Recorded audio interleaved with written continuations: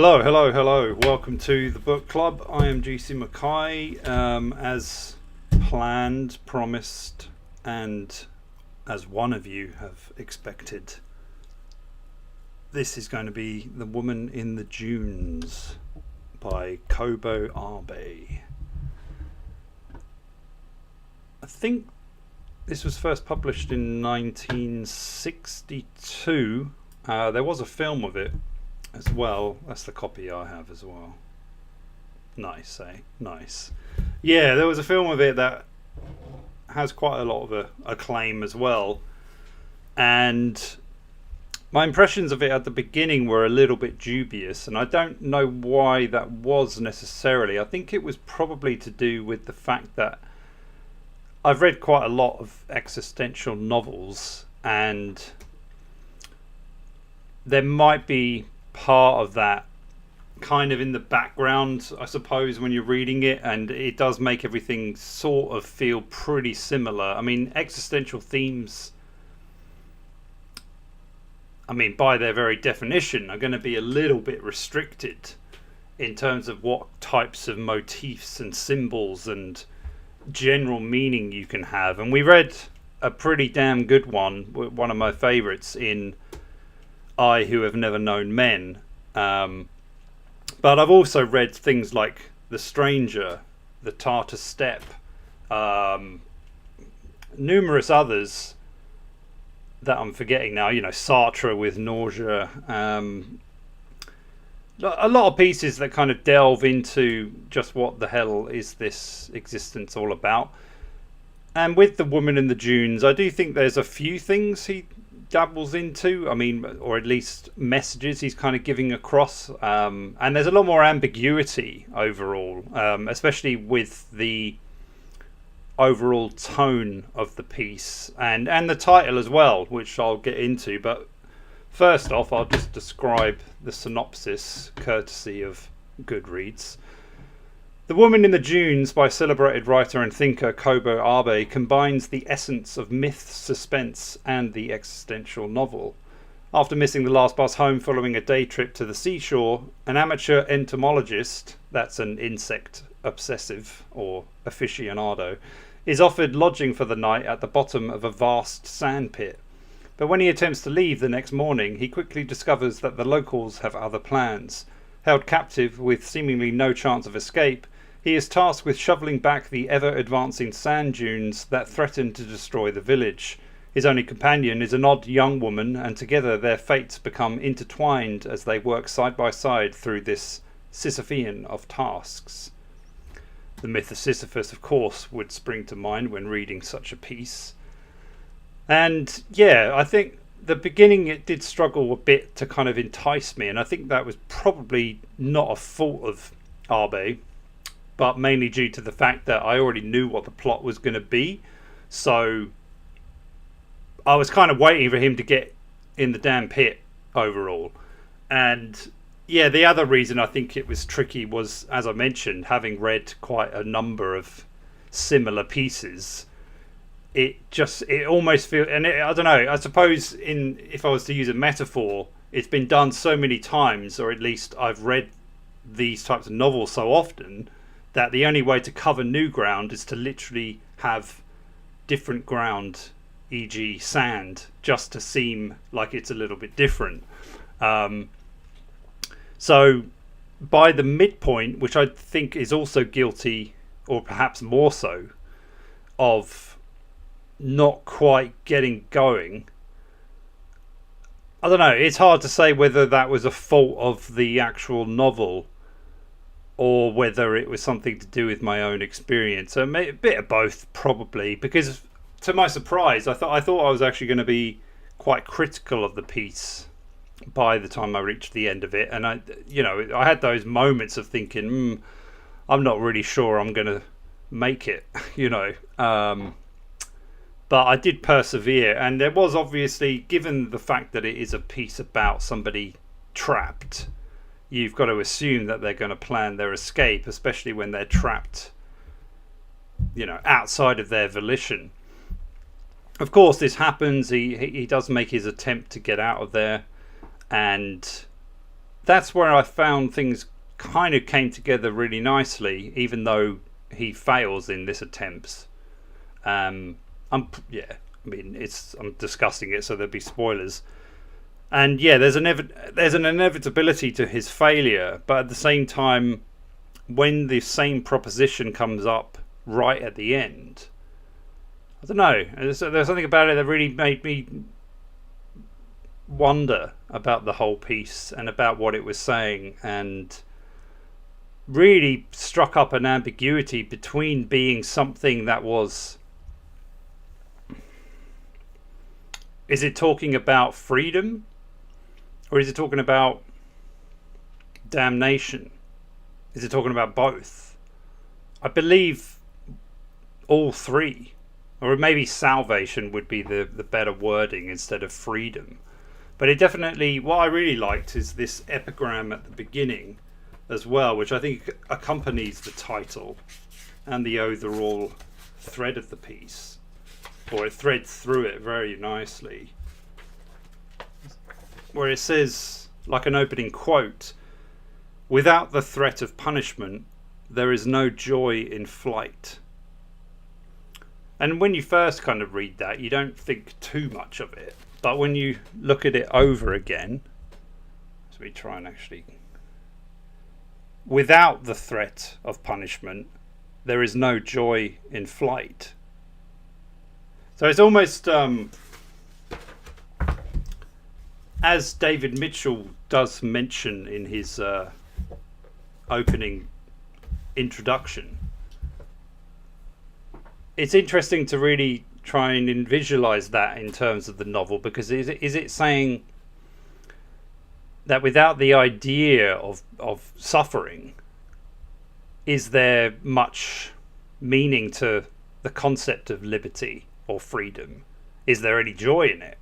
If you know that you, like, because right at the end, our protagonist gets presented with a golden opportunity to escape once more, potentially at least, but he doesn't do it. And then you're kind of left pondering, is it because the life he once had is now gone, so its relevance has no real meaning to him any longer? He's become as unfree in the past of his normal life as he is in his current situation, where he is imprisoned, but at the same time he does have a companion, one whom is of pregnant, but it's an ectopic pregnancy, which is basically fallopian tube likely to be. I don't know whether every fallopian tube pregnancy fails. I assume so, but I don't know whether there's any exceptions to that. But yeah, that basically means it's growing outside of the uterus. So it pretty much could point to the fact that she could even die from, this pregnancy, and then he'd be alone. But he also points to the kind of sterile nature of where he is as well. So I mean, there's a hell of a lot of metaphors and symbolism going on throughout the novel, and I'm only really picking up on what happens right at the end. But I think what is very intriguing is how, when he is given this chance to leave, his first reaction is to kind of think of his place within this strange village that he doesn't even know, really. He only knows it from a kind of outsider perspective. A little bit similar to the Tartar Steppe, I suppose, where it's like this idea of an enemy is much more than the reality of it, and when the reality comes, it's to the tragedy of I'm forgetting his name now, but it was written by Dino Buzzati. I can't quite Diogo, maybe. I can't remember his name in the piece, but I think where I struggled with the novel, I haven't seen the film, but I did read up a bit about it. Joe, nice name. You're a good footballer. Respect.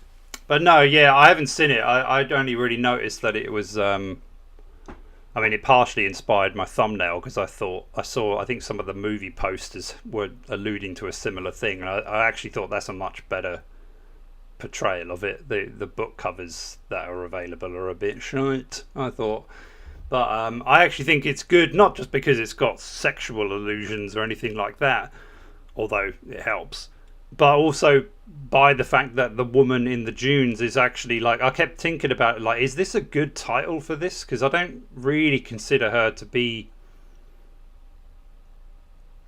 a massive focal point of the piece, but then it's like, but should I?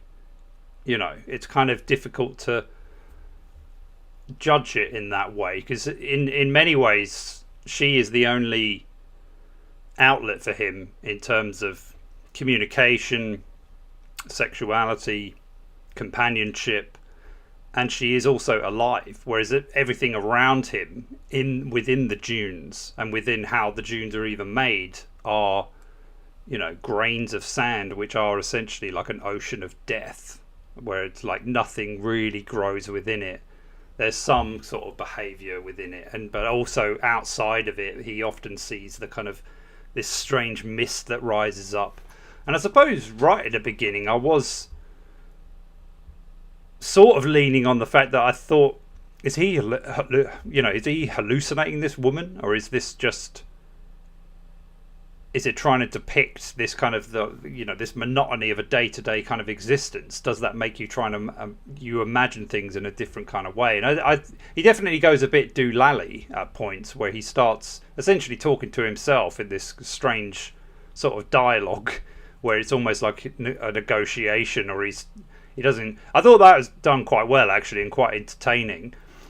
The only things I didn't really take to was what I believe was the translation itself. I don't know that for sure. I don't think I could ever know.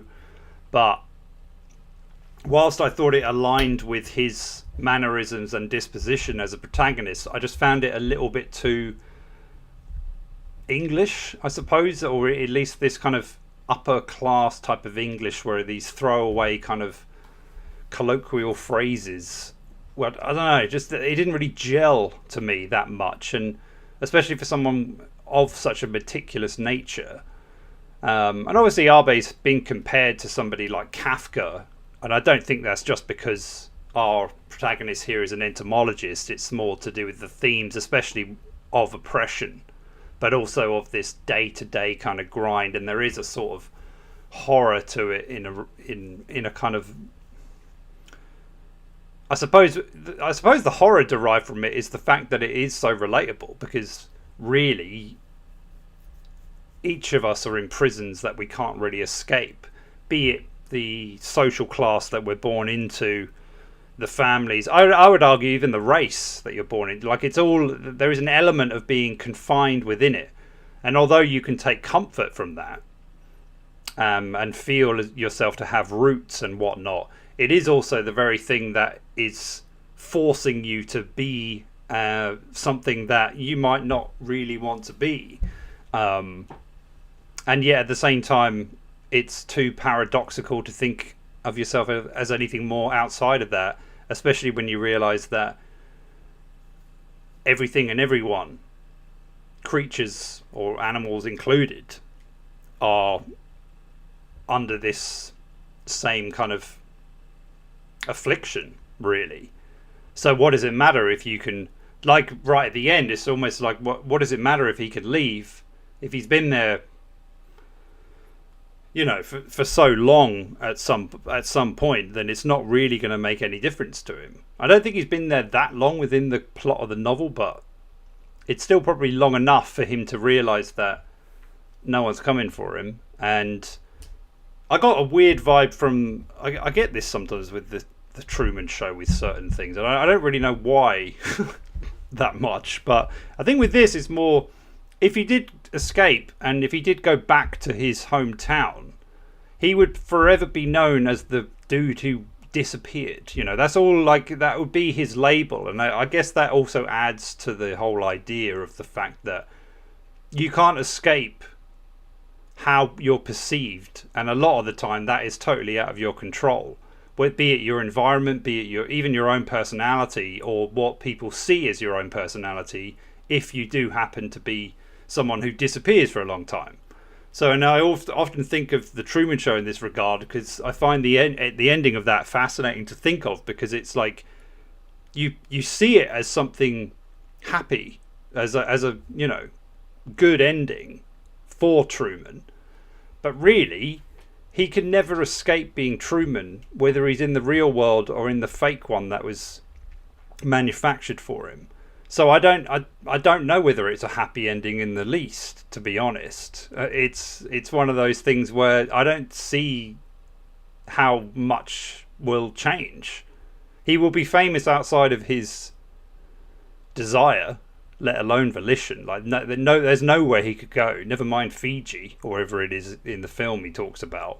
He will easily be the most famous person in the world, and he will have that because obviously he was this big TV star unbeknownst to himself. So it's a bit, I think that's why it kind of comes up to me, because I find it's an interesting way to analyze, something interesting to analyze.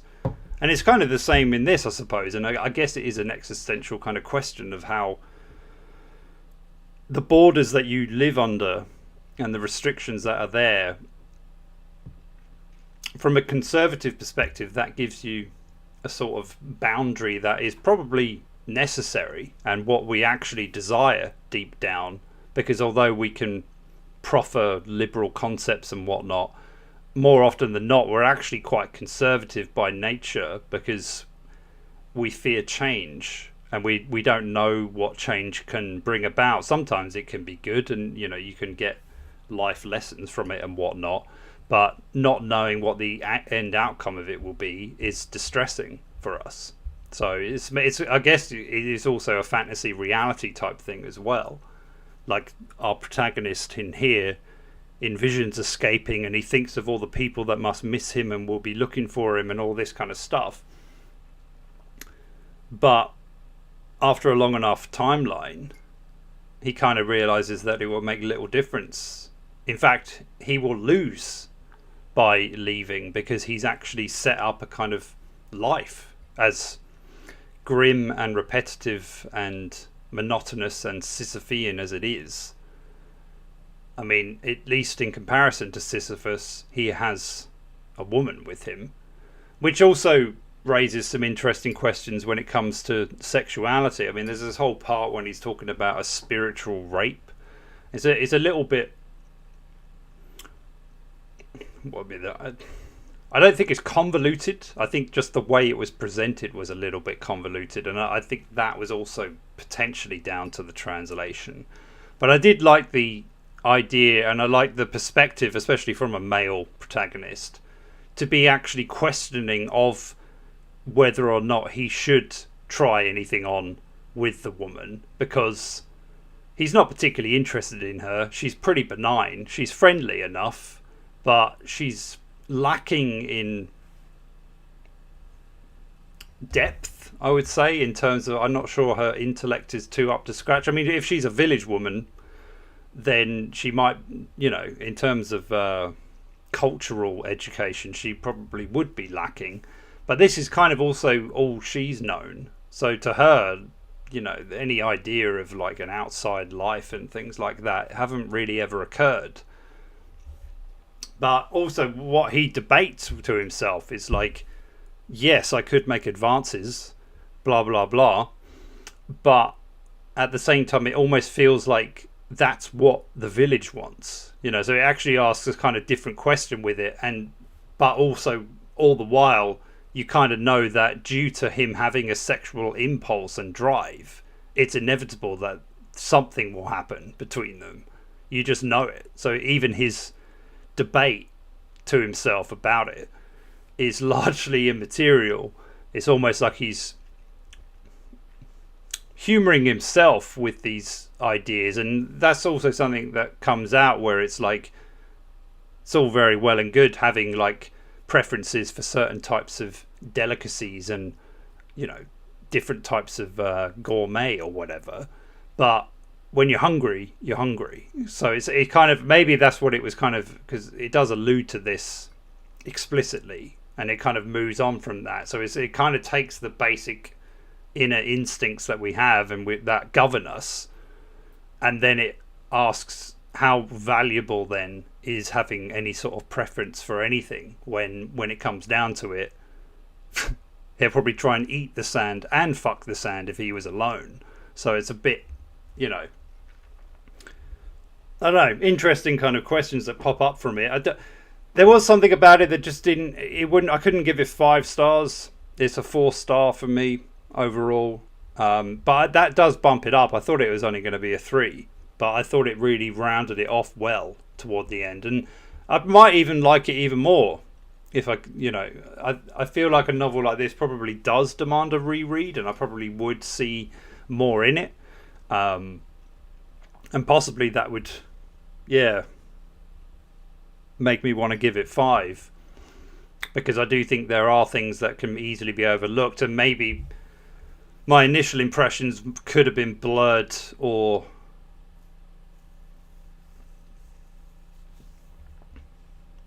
misted, let's say, by the fact that I kind of knew what the plot was going to be. I've read stuff like this before. I was just like, get on with it. Put him in the fucking pit already. I want to see what happens after that.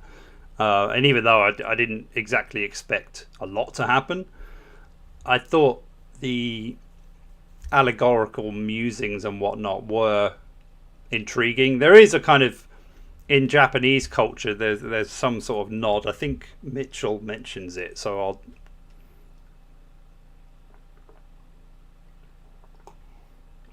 Coming up with a good title is difficult. I agree.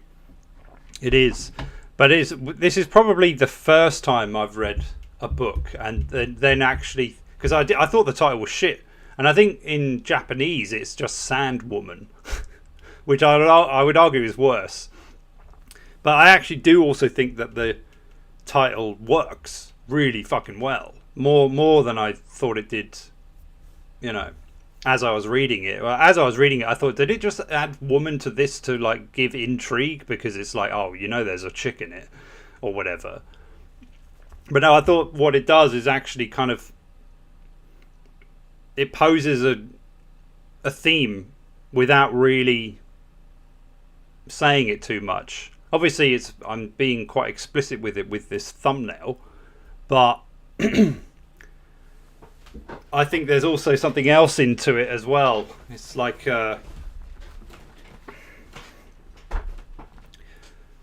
it does raise questions about, like, you know, companionship and longevity in that regard, and like settling, I suppose. And your basic inner desires and whatnot do need this, especially, you know, the longer it goes on. But also what she represents within what the environment is as well. It's like it's the duality almost maybe of man, where it's like his desire is to get out and escape constantly. That's all he's really thinking about. He knocks her up. He knocks her about a bit before he knocks her up, but he's not particularly violent towards her, although I'm sure feminists of today would argue otherwise, whatever. But she's very submissive to this. It's almost like she kind of knows her place within it, and by the end of the novel, our protagonist knows his, I would say, and he's probably hoping for her quick return more than he is of using the ladder to get out of there. I mean, it's just there waiting for him. And no one's around at this. Oh well, there's probably still villagers around, but Yeah, it's very interesting how your place in the world can so quickly move on without you, if whether you're there or not. And I think that's kind of what it's getting at, or at least that's the. I don't think it offers any answers, and I don't think it really can because of the nature of what it's all about.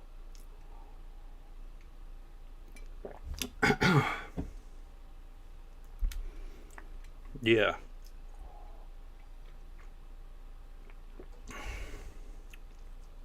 I mean, I'd definitely be intrigued to read some more of his stuff. I don't know whether it is in the same vein, but I did. I like the entomologist angle. I suppose it does lend itself quite well to these types of characters, not just in the Kafkaesque element, but also like the collector. But I think the motivations of both protagonists there are very different. But there's a part of them that's quite similar, because his obsession with trying to find something that's new, something that's fresh, whether it's a bug or not, is the very thing that leads him into this very strange scenario where he's basically trapped in a kind of pit in the pendulum type of deal. Although there is no pendulum, he just has to grind it out, otherwise the village doesn't lend it water, and things like that. He doesn't get any sustenance unless he works, which, yeah, it's the world all over. And it is kind of,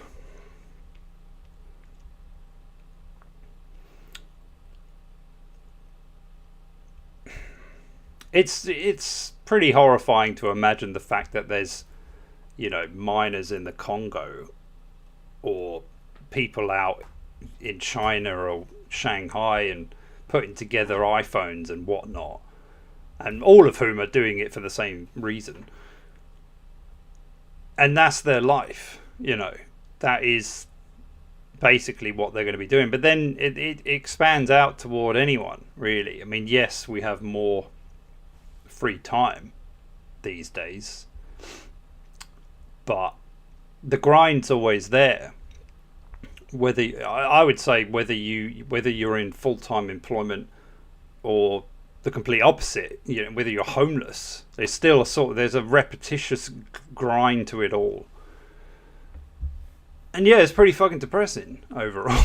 But I suppose what I quite liked with this is it kind of posed different questions of like, well, there are things to be said of having predictability, I suppose. There's an element of comfort and of there's a sense of belonging at the end, which is pretty odd. At least I was surprised to think that, of like, oh, he's, it's like he doesn't want to leave the nest. In fact, he wants to continue his grind at this totally pointless endeavor of digging out the sand just to keep it going. But yeah, the cultural thing, oh yeah, I'll mention that, because I'll get onto that now.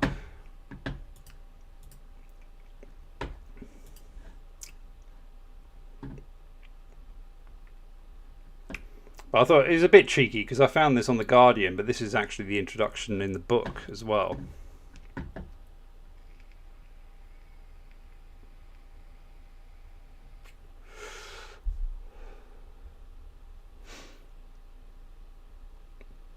Is this part of your review? Because it would fit.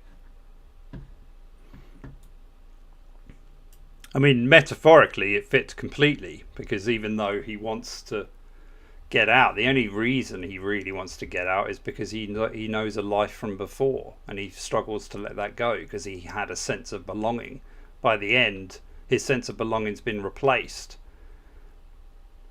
It's no wonder people are such suckers for religion, really, because it absolves you of responsibility and the horror of freedom, I would say, overall. A lot of people have more freedom today than they've ever had, especially in the West at least. But what do they do with it? Fucking diddly squat, basically. Because it's... I find there's a strong parallel between the nothingness of life and freedom a lot of the time, because we are too limited in our capacities to really embrace a type of freedom that we imagine for ourselves. It's all very well and good having the freedom to do stuff, but even in a low key kind of way, doesn't mean anyone else has that freedom. So that's rules out socialization. It doesn't mean if you have money, like the only reason people are going to hang with you is because of that. It's yeah, it's a pretty grim state of affairs overall. That's why I'll move on to the article. But yeah, I don't think I'll go through it all, but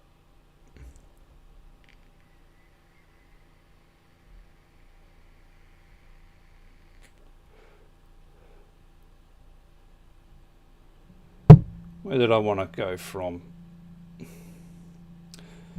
Okay, so I'll go from here. His philosophical outlook allows him to articulate the book's psychosocial and existential themes, and his scientific eye, like Abe's own, is keen enough to engineer escape plans and be informed about the mineralogy of sand. For all his pomposity, the man tries to be decent. Yeah, I would agree with that. I mean, there's moments where he comes across as a bit cocksure, I suppose. Not just in the obvious way, but of himself. And he does certainly see himself as the superior of him and the woman, and even the village at large. But that is slowly chipped away at him. The woman was born in the village and presumably has never left it. She says her husband and child were killed. Yeah, I'm not sure. That part actually was probably the most mysterious to me, because it was a bit like, I'm not sure why that's being mentioned overall, unless it is a cultural thing that it does get onto soon. So the man first sees her as an object of contempt. Why doesn't she fight the village's tyranny? Later, the contempt is diluted to pity. She doesn't fight her tyranny because she doesn't know what freedom is. She doesn't even feel the chafe of its absence. So it's kind of like grass is always greener. Kind of. If you're aware of the grass being there, I suppose. Later, when the man takes the woman hostage in a bid to secure his release, she endures the indignity with far more grace than her captor has hitherto shown. Yeah, I thought that was strange. When sexuality enters their relationship, the woman partakes eagerly, but it is not romantic sex. The organ, blah, blah, blah. The novel is not an apology. Oh, yeah, so it's the Buru Carmen that were... Where is this group? So a Japanese reader of The Woman in the Dunes is invited to assume that the villagers are Barakumen, the little discussed caste of untouchables historically obliged to work in unclean trades such as butchery, tanning or sewage removal, and live where nobody else wanted to, and who were considered little better than animals. The villagers thus have just cause to despise a mainstream society that has always oppressed them. So yeah, after that there is a moment when, after the protagonist's attempt and failure of escape, the woman does kind of describe what the villagers are doing and what they do with the sand that they have, and they basically mix it with concrete to sell to the people outside of it. And our protagonist is horrified by that, because it's like, but that means they're faulty basically, and at some point they will capitulate and likely kill the people inside the buildings it creates. And she's like, who gives a fuck if it kills them? Basically, she doesn't give a shit. And it's like, yeah, it's an interesting, I mean, yeah, I suppose it's a sort of reap what you sow. If like you end up treating a whole village of people as if they're nothing but scum, then don't be surprised when, what was the African proverb? It's like, a child who is neglected by the tribe will one day burn it down just to feel its warmth. Something like that. It's better worded than that, but it's a similar type of thing of when if you're rejected by a whole society, then revenge will come, basically. And yeah, there's another interesting concept of the piece.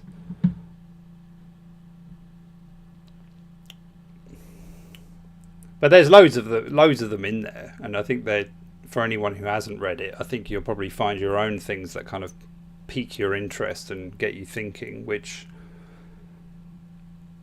it certainly has done for me, much more than I actually thought it would whilst reading it, which I think might be a first, to be honest. Maybe I was passive in my reading of it, I don't know, but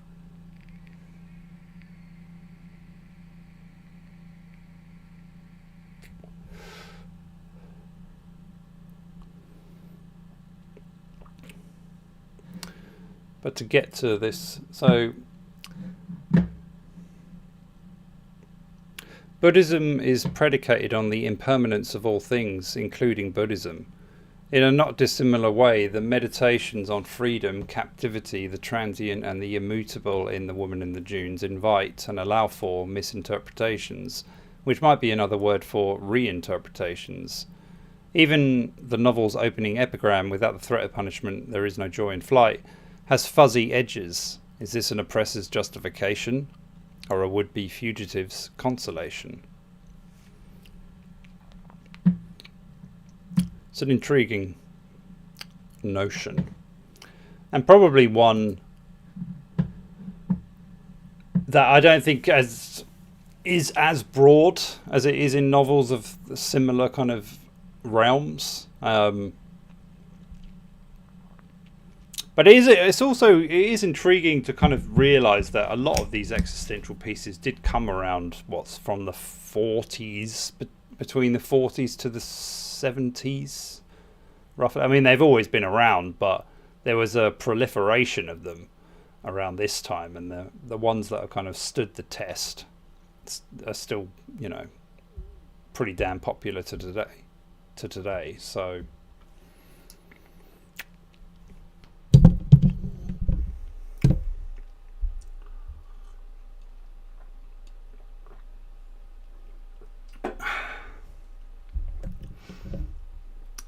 Getting flirty in the chat.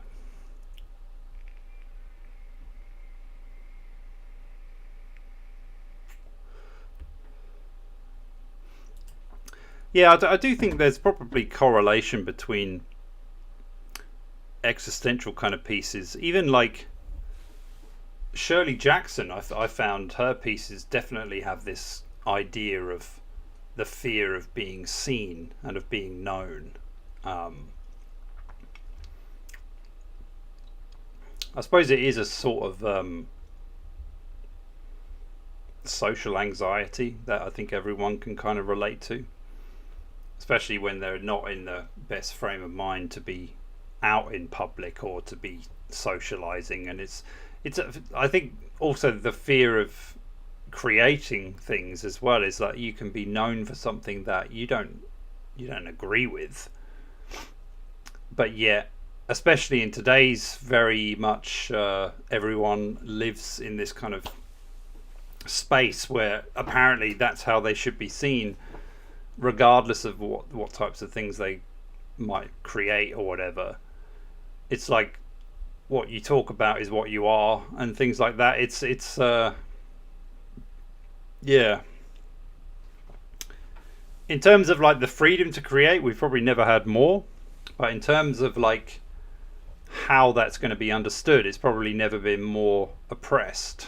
It's quite shit, I would say, because it's pretty frustrating in that regard. But yeah, overall the novel is, I would say, very much about how you can't exist outside of your environment and how your environment governs the majority of it, and there's very little freedom to be had, and possibly the notion of that is nothing but a delusion anyway, because like the sands of time, it's all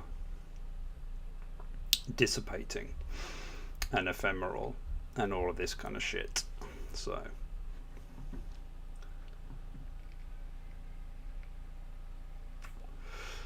well, I'm glad I'm not alone in terms of yeah, finding it a little bit dull, because I did think it was a bit of a grind.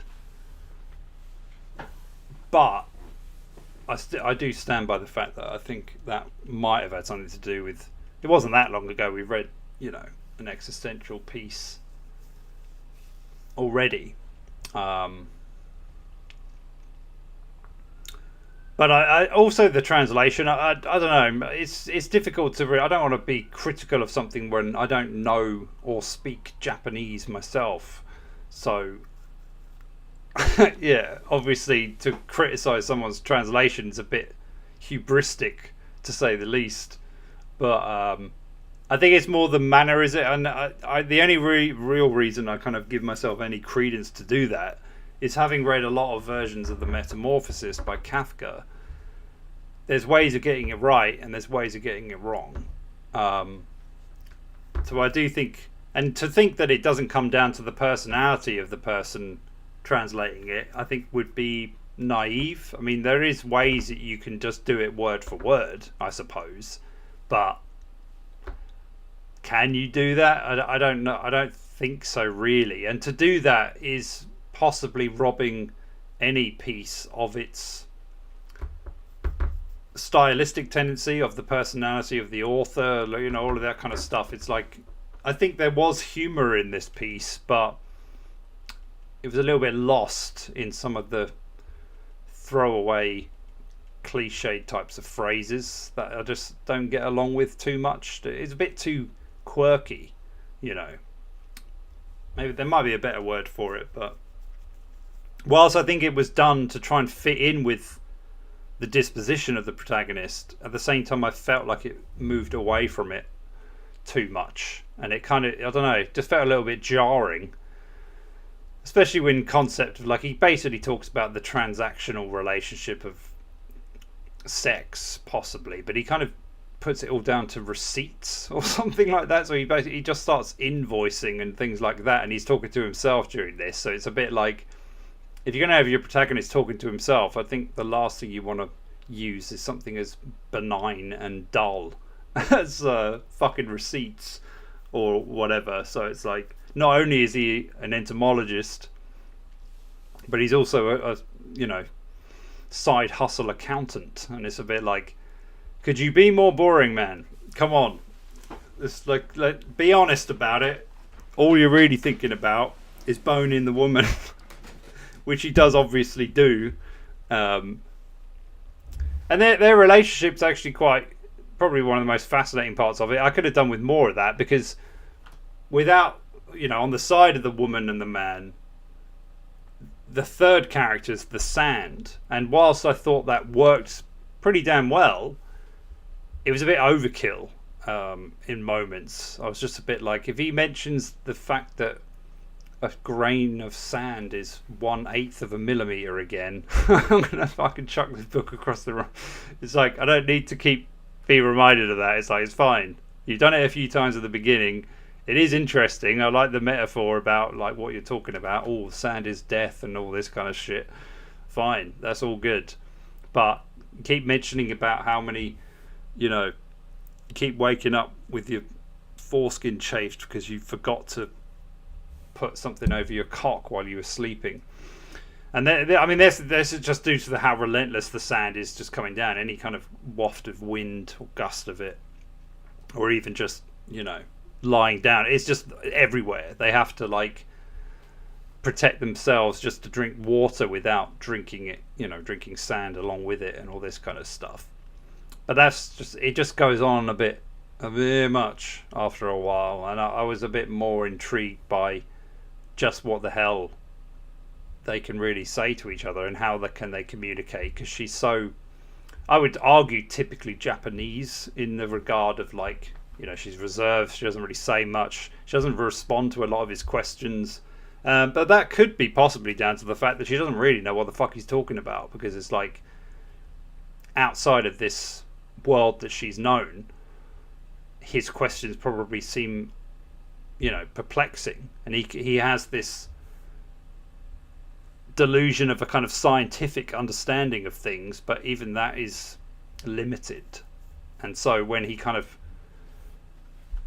offers these theories of how things behave and whatnot. In her experience, it hasn't been that at all. And as he will soon learn, he doesn't really know jack shit.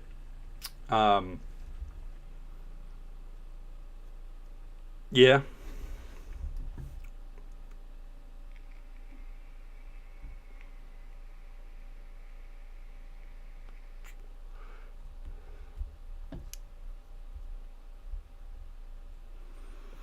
Yeah, I mean, I do think what maybe what Abe was asking of you was to keep persevering until the escape, because after that, or even during that moment, I was intrigued. I was there for the ride in his kind of like Dostoevskian, almost like thriller element of like him somehow climbing out of it, having contracted or put together a device in order to actually get him the fuck out, and it's only by pure luck that it seems to work.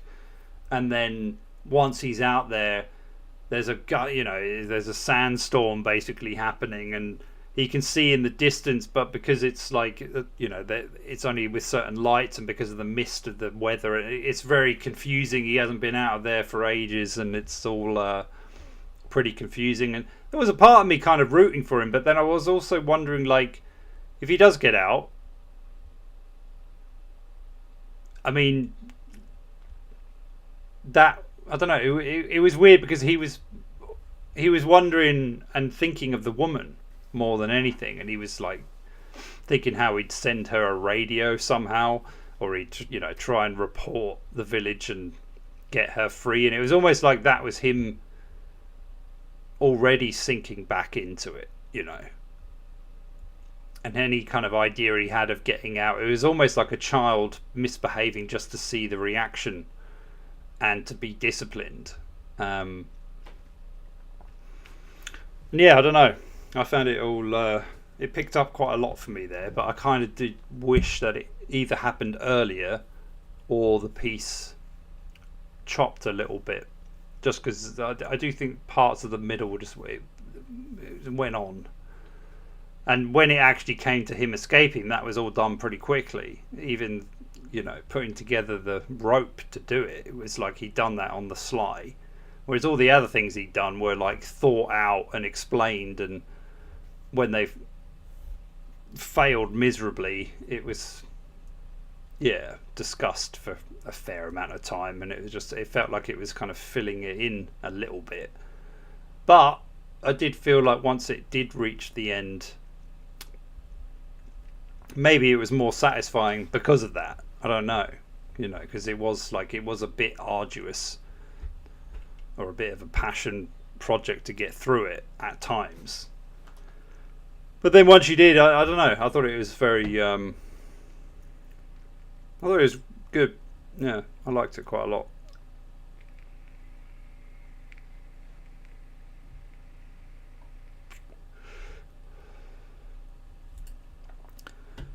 But the existential pieces often engage in repetition because life is like that, but writing repetition to be engaging is very difficult. Hartman pulled it off by implying change when none had occurred. Yeah, well, she did it very well by the usage of time, and how, the lead character starts to invent her own way of counting time. And I think that set up how years could then go by. There's another novel that does this pretty damn well. Oh, The Tartar Steppe, I would say. I think that's probably why that it so quickly comes to mind as well. If you've read the two of them and you're reading one, you'll be like, oh, they're doing a similar thing. I think that in The Tartar Steppe he kind of does it through dreams, actually.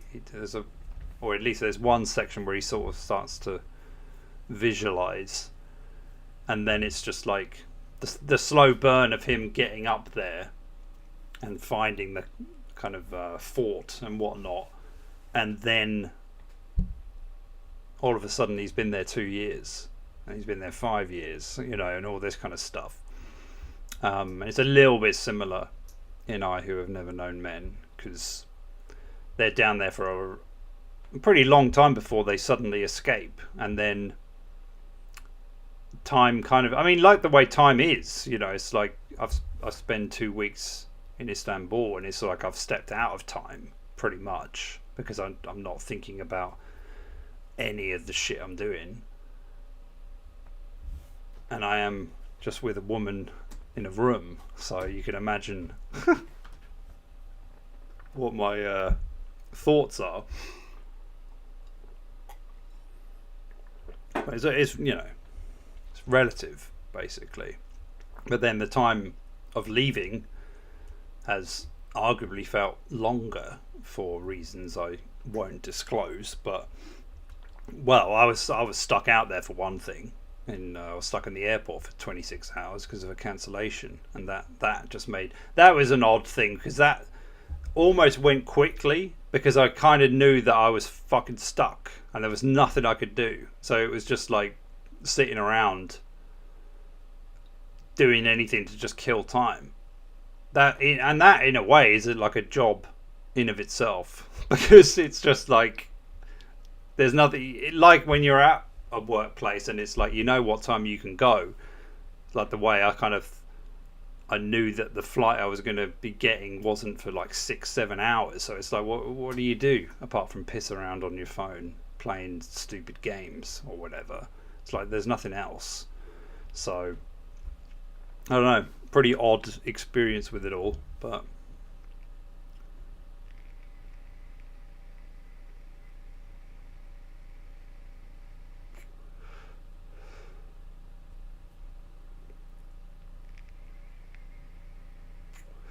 well, there's a film actually out now that sounds pretty similar to that. I don't really recommend it, but there's parts of it that are interesting. A Different Man,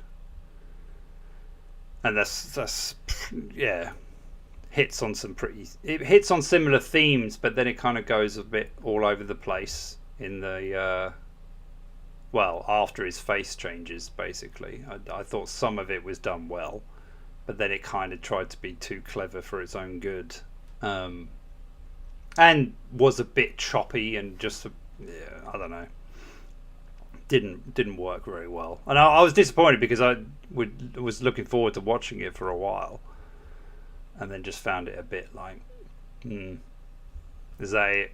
You know, as is often the case with movies these days. I watched Heretic last night, and again, actually the first hour of that is actually pretty fucking good. Then it falls on its ass and just like, I don't know, just kind of falls into the very generic type of tropes that you often see especially in horrors. But yeah, just felt a bit like almost like a cop out, I suppose. But Hugh Grant's fucking great in it, though. It was very good performance. I watched Smile 2. I quite enjoyed that. It was a bit long. I think that was probably my main complaint about it. And the plot itself is pretty simple, but I thought the leading lady was really good. And I thought the ending worked. If you watch The Substance, I'd say it's better than that, to be honest. But it has a similar kind of theme going on within it. But yeah, I think that's the end of The Woman in the Dunes review. Can't remember who recommended it, but thank you for doing so. Make yourself known if you want. And yeah, I have started the Librarianist. I'm enjoying it so far. I mean, I'm only 40 odd pages in, maybe 50. Very easy to read. I think DeWitt has a skill that can make his novels seem pretty simple, but actually it's difficult to do that. Like I don't know what it is. I just notice sometimes I just seem to I fly through it. I mean, the only thing I'm slightly concerned of is the kind of quirky Americanism about it. But I think the setup works well. and it's got a premise to it that I think's intriguing and not really something that I've stumbled on that often. You know, I mean, the leading man is a 71-year-old. I mean, it's not often you read about an old git just trying to, yeah, do something with himself. So yeah, I'm intrigued to read more of that. And yeah, we'll decide what else to do. But yeah, I mean, I do also need to start doing vids for the main channel. So I am actually thinking we should do a long book, maybe after the next, maybe this Saturday. Infinite Jest, maybe. I'm thinking maybe we could tackle a long one, and I'll just do some sort of post about when I'm near the end of it, so you know. But I can kind of calculate an average. I mean, if we're reading a 250-page book a week, then, I mean, theoretically, that should mean that Infinite Jest would take a month. I'd probably give it a little bit longer because I do have other shit to do in terms of my own writing and video creation. And if I do a Christmas stream or some bullshit, which I'm, maybe Christmas Eve, I could do that. But that would probably be a cope and seethe, if I'm honest. Something to have a bit of a laugh with. And yeah, I'll also be opening a members thing, I think, on the main channel for other types of streams, which, if you're a dude here, which you most likely are, it's going to be more men's stuff. So football watch-alongs, porn reviews. I joke. No, footy watch-alongs, maybe some poker. I did bring up this idea a long time back. But yeah, things like that, where it's just a bit more just guys hanging out. I like the idea. I hope you do too. So once that's set up, I'll you'll be aware of it. So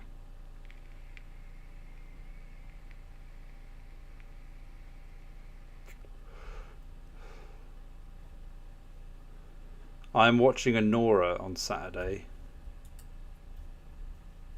Anora.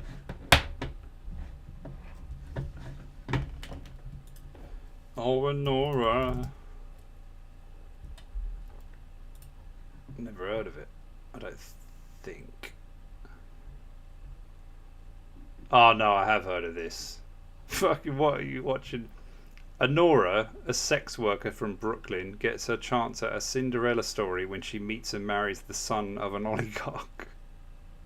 Once the news reaches Russia, her fairy tale is threatened as the parents set out for New York to get the marriage annulled. Why the fuck are you watching that? Are you being... Oh no, it doesn't... It has a good rating, but that doesn't mean anything. Not anymore. This sounds fucking horrendous. Oh, it's got English, Russian, and Armenian in it. Distributed by Neon. Okay.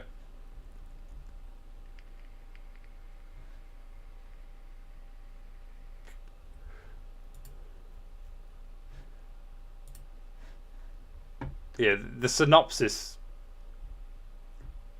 sounds absolute trash, if I'm honest. What is it? A modern day pretty lady? No, pretty woman.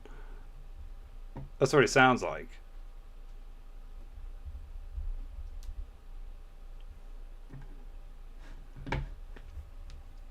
Sounds like you're going to see it at a cinema.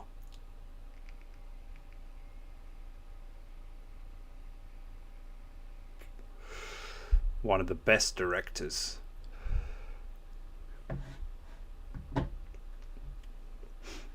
Is he?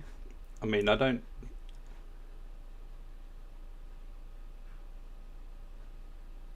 What did he direct that was good? Because I kind of heard of these films, but not really.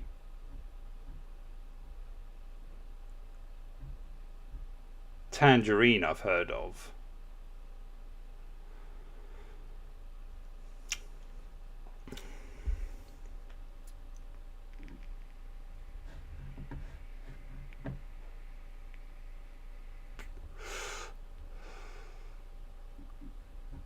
Yeah, I'm looking at him. I'm looking at the films.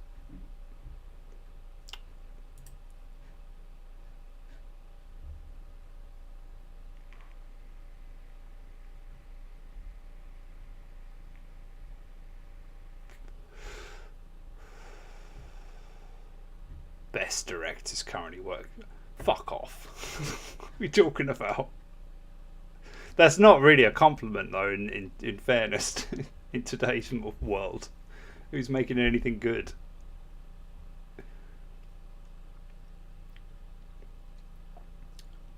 Red Rocket, I'm guessing you're going. I mean, the covers just don't sell it to me, which is maybe unfair, but do you like it just because most of his films are about sex workers? Is that why?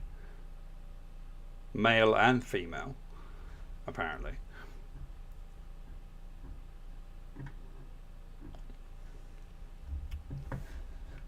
God, he goes quiet when he gets questioned. He doesn't like to type.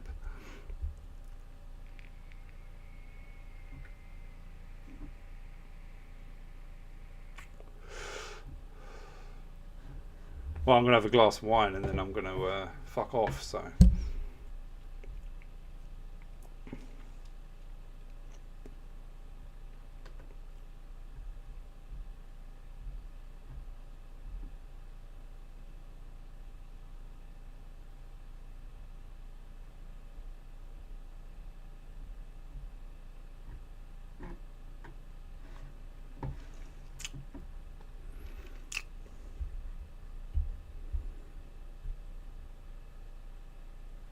Yeah, exactly. But it just, do you not think, I mean, maybe it's the marketing that I'm getting from it, but it looks like it's really pro fucking OnlyFans chicks.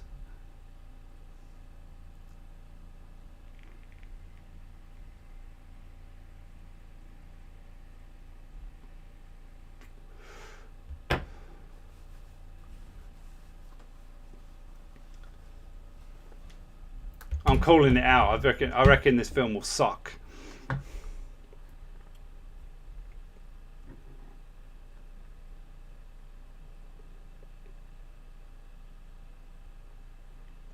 That Sean Baker guy's 53. He looks good for 53. If these are recent images.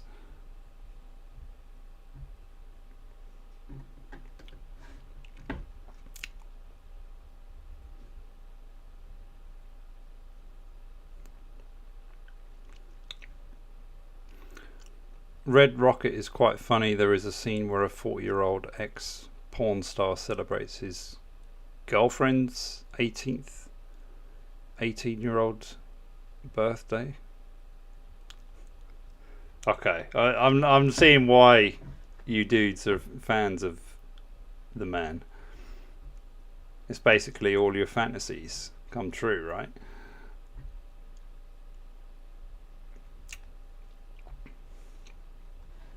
Let me see what.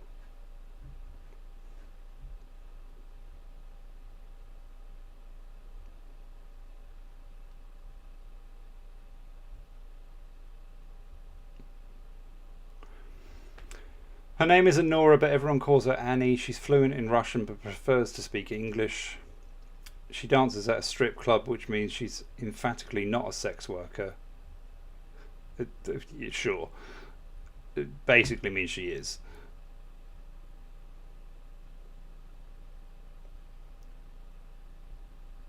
Five stars though. So maybe I'll be sitting corrected. What does ebook give it? It's a lot of good reviews. I'm stunned by that because the marketing makes it look like a really generic movie.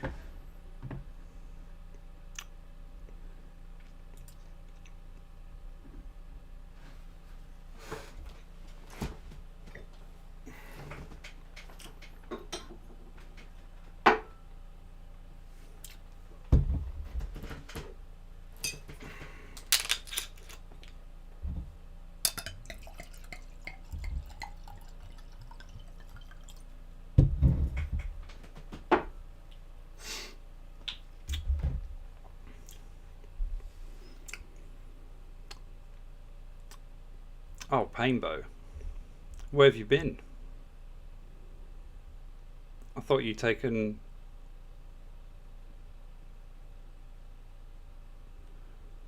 You didn't even leave a snarky message by the look of it.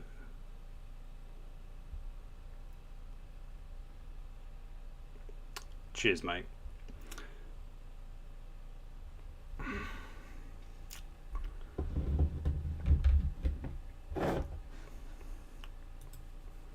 You got a point.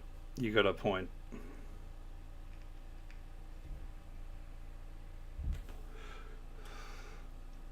Technically, yes.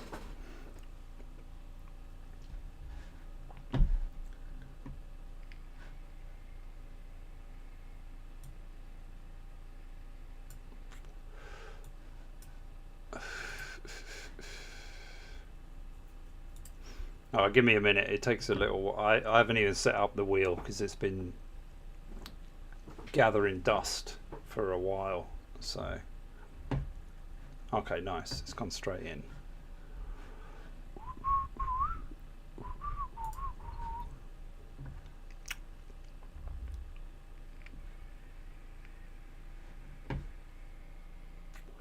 See, look, it doesn't even want to know. Where the fuck is it? Oh, there we go.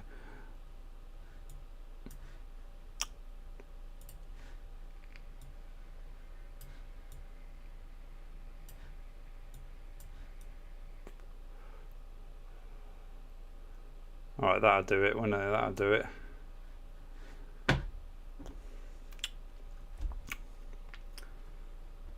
Drum roll.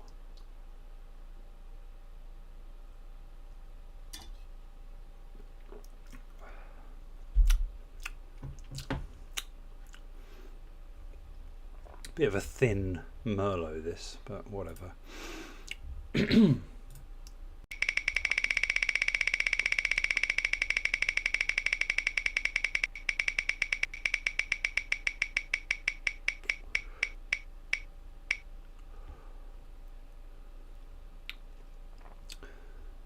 can pick a video for a reaction.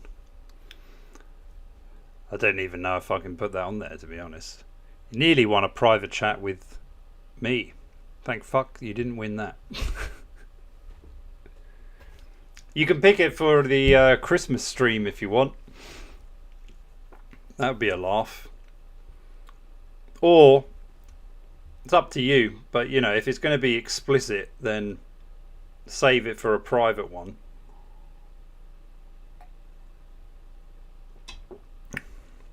See, there you go. It's a fantastic prize. But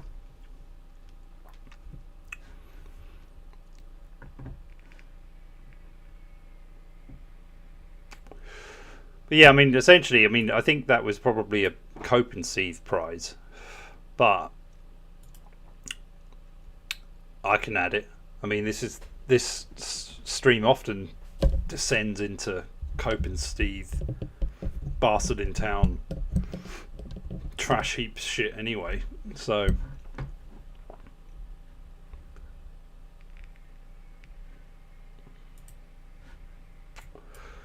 it's been a while. It's been a while. There might even be some good ones out there. The trouble with doing it as frequently as I was is, yeah, finding good shit. I mean, but it can be whatever vid. I mean, you know, if it accompanies the book that we're reading, if it's the Christmas show, it can be whatever you want, you know, within reason, you know, but.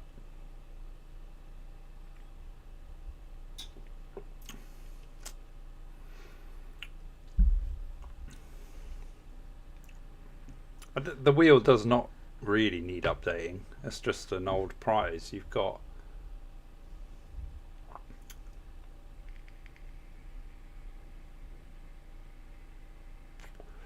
Well, maybe it does actually. looking at the prizes, I'm out of ideas if I'm honest. I mean,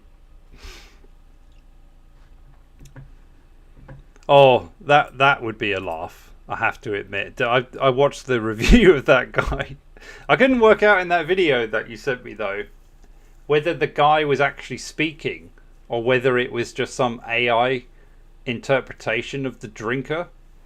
Because it sounded like kind of natural. And I kind of hate the amount of slop tent that's out there nowadays where it's just like you click on it, it kind of sounds like, you know, because it is getting good, but there's no intonation. Like you can kind of tell it's not a real voice.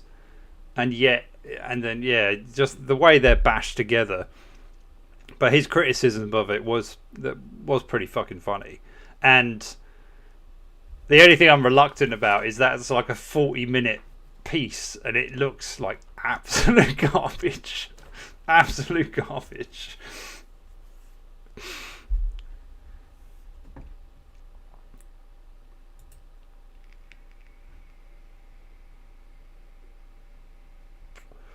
The female Quinton.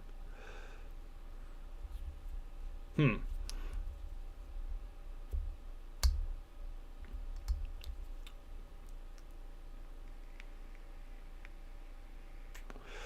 mean Walker, the one who did the true crime stuff? Is that who you're talking about? I've got a feeling I know who you're getting at.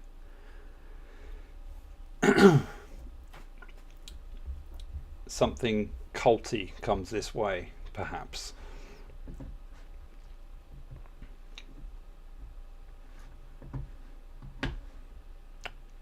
Yeah, there is an unbanned Hawk. Anyone remember Hawk? On the wheel. I thought more people would be in for that, you know, but like in the Woman in the Dunes, he's been forgotten. It happens to us all. None of us are memorable. It's a sad reality.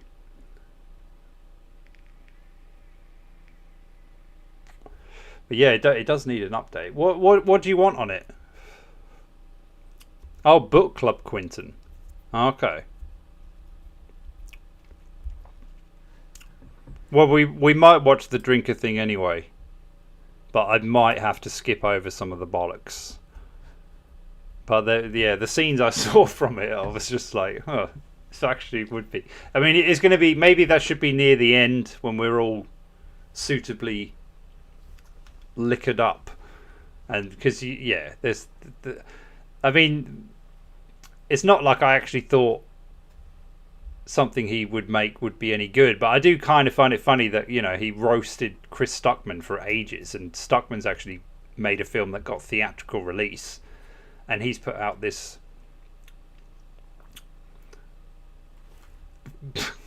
I don't even know. I mean, you know, each to their own and all of that kind of stuff. But if you're just putting out shit that just looks like really generic, basically cheap James Bond crap, it's a bit like, really, you know. But I mean, he's doing pretty well as an author as well. That's what's even more fucking depressing, to be honest. But what can he do?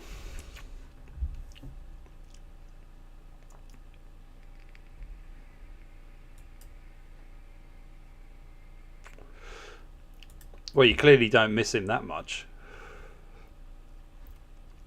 And it's not her responsibility.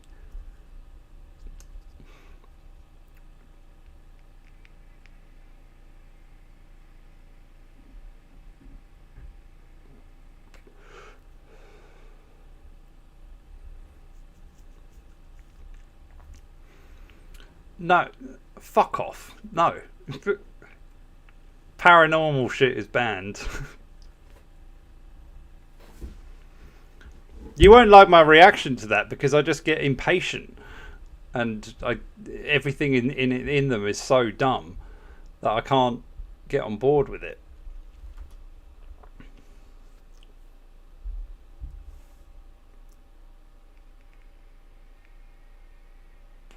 Yeah, it is. From what Ryan Drake, I think it's called, something like that, and it's like a proof of concept thing. So it's just basically giving an idea of what the potential series would be. But I don't know. I was surprised at I mean, maybe some of it. I think probably the action scenes and all that are probably quite well done, but that's probably where the budget was spunked on it. I think it cost $300,000 to make. I'm just like, I'm looking at it thinking, really? I'm not being funny, but I could make a better film for 30 grand. I don't know. I reckon I could make a feature for that. I don't know. What do I know? I mean, it's been years since I was working in films or anything, and even then I was only acting, so I'm probably talking out of my arse. But that amount of money, it's mental to me just looking at the quality of it. It's like, fucking hell. There's people who make films on their iPhones with more cinematic know-how.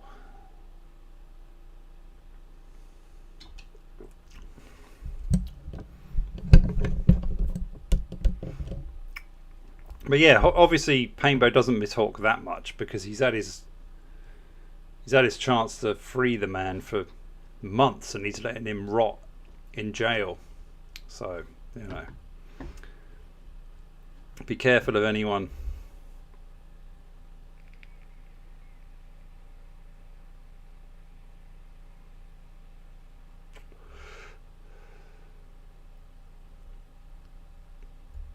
People like, I don't know why. I mean, it's all good. I'm glad you like the man,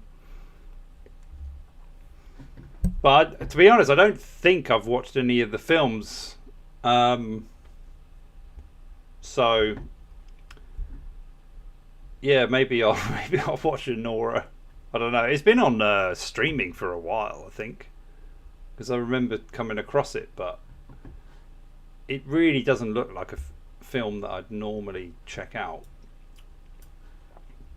And to be honest, I still think the premise sounds like a load of bollocks. So there it is. Ho, ho, ho. You haven't got any kids. Type for what, you lazy cunt? What have you got to pay for? Come on. Are you taking the missus on a trip? Be a first.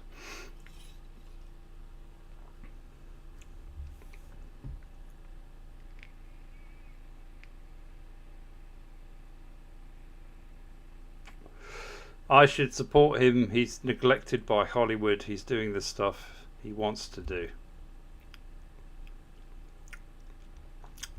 If you want to suck his dick, I mean, go ahead. I'm not getting in the queue. I haven't seen his shit. And from what I can see, marketing-wise, which might be outside of his jurisdiction, to use a weird word, the marketing of his stuff makes it look like, meh, I don't know, just not that bothered. Looks like that kind of refined and polished indie stuff talking about social issues. Oh, sympathy for the prostitute. That kind of shit. Not interested, mate.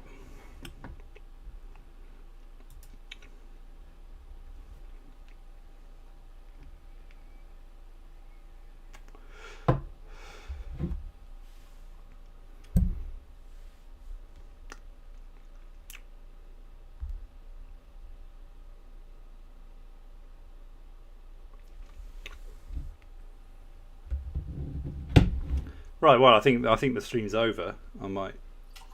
All right, 3 minutes. I'll give it.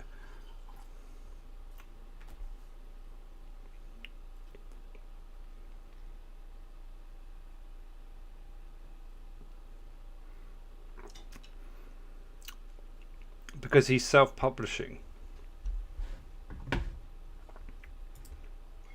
All right. I mean, if you're trying to make me interested in the man.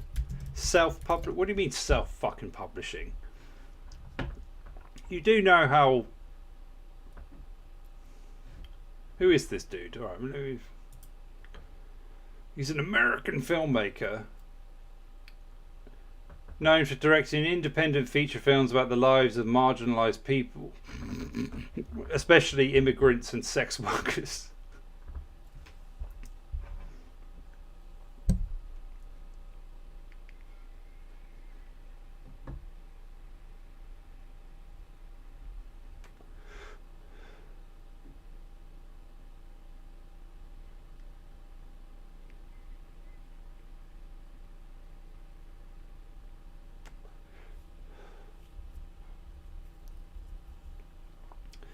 Baker wrote, directed, and edited the film. Yeah, I mean, it's I have at it. I'm glad he's making. Well, he made a film on a budget of $3,000. That's impressive, given that.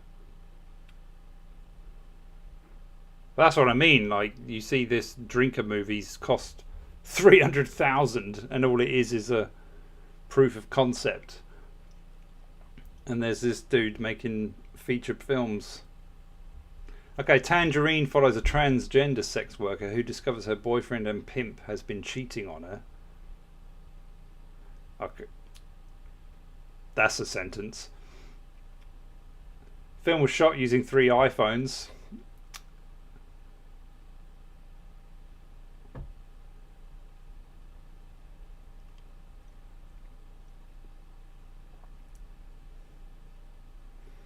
It's not, I don't know, I'm not being sold on it, to be honest. In 2020, actress Bella Thorne announced that Baker would be directing a documentary about her experiences opening an OnlyFans account. Great.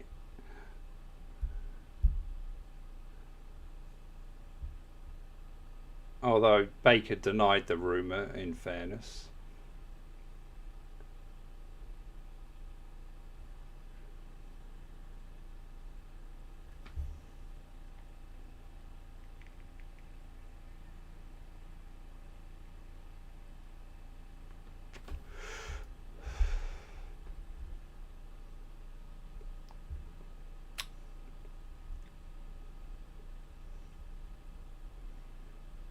Self-publishing.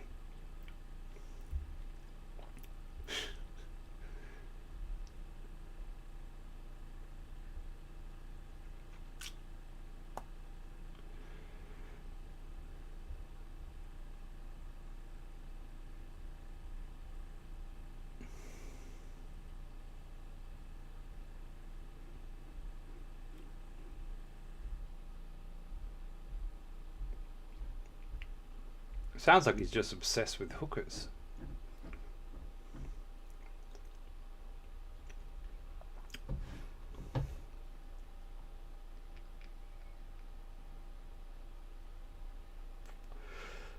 Oh, you're a tease. You're a tease.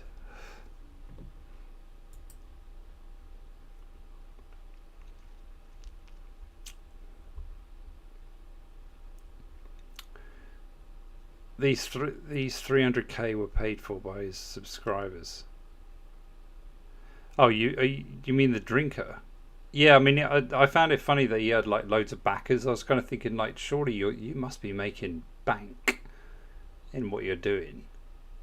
Have some humility, you know. Because I mean, it is doable to make a pretty. You can make a film if you've got a good script out of, you know, 30k, 3k even. But I suppose, given the nature of his novels, from what I can understand, where it's action, thriller, espionage kind of based, yeah, okay, you need money to do that, because unless you happen to get insanely lucky and you know someone who can choreography or do the choreography for it. But even then, you still need, you know, a professional to come in for the explosions and all that kind of stuff. So, yeah, it's going to cost. But I still think you can do it cheaper than 300k, surely. But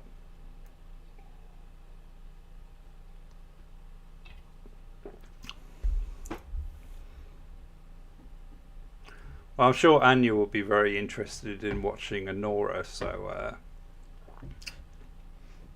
maybe I'll discuss it once again.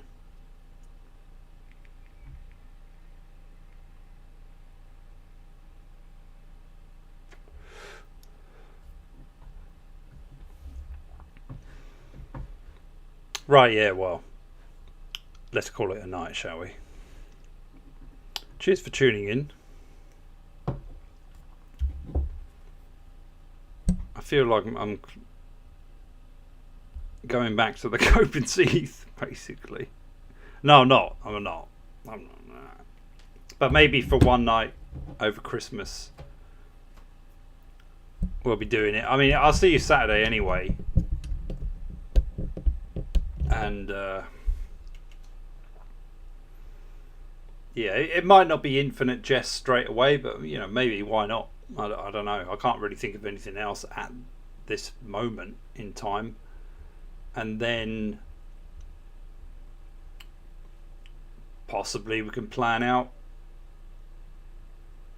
what the Cope and Seed Christmas extravaganza is going to include.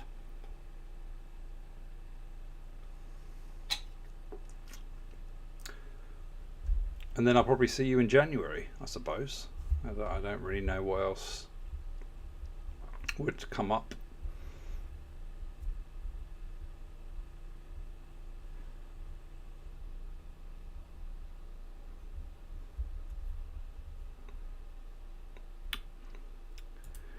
We can fuck to the movie if you want.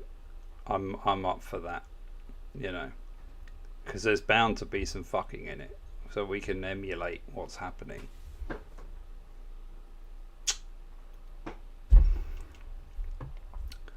I don't like books with footnotes. Who does? In fact, no one ever liked a footnote. It's the most boring aspect. I mean, the only time it's actually interesting was just with House of Leaves. That's it. I'll put a footnote in my collection just for that. Just for you. Anyway, yeah. I'm off. See you soon. Thanks for once again going through this bullshit with me. And I'll see you Saturday, you motherfuckers.